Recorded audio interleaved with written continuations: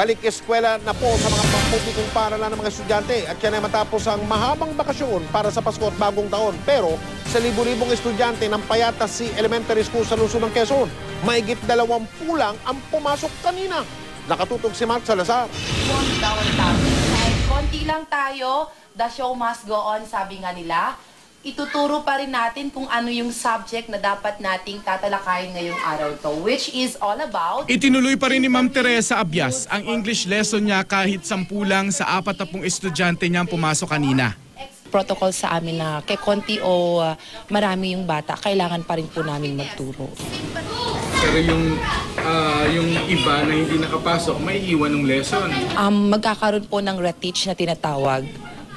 So bukas, i-reteach po namin kung madadagdagan yung number of children, magre-reteach po kami bukas. Buti nga si Ma'am Teresa may 10 pang estudyante.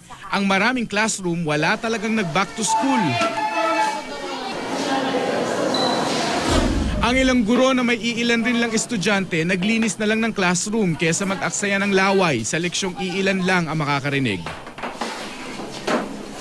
Sa kabila ng text brigade na ginawa ng mga guro ng Payatas Sea Elementary School, kagabi, 26 lang sa mahigit 2,000 estudyante ang pumasok. Kahit sa high school tila meron pang post-holiday blues ang mga bata. Sa Batasan Hills National High School, wala pang 10% ng 12,600 students nila ang nag-back to school. Actually, ang worry ko nga ito mga 4th year baka bukas wala pa. Kasi because we are preparing them for the National Achievement Test. Kaya ano yan mayroon kami mga intervention na ginagawa Malapit na yan, sir. Oo, sa March 4, oo. May mga pumasok kanina na nanghinayang lang raw sa pag-uniforme at pamasahe papasok. Meron namang sadyang gusto pa ngang magbakasyon. Bukas papasok ka pa uli. Baka hindi na po kasi wala namang ginagawa Nakaka-boring sa school Hindi raw makakaapekto sa grades ng mga bata ang pag-absent ngayong araw, pero pagsasabihan daw ang kanilang mga magulang na dapat sumusunod sa schedule ng DepEd at hindi sila lang ang nagdidesisyon.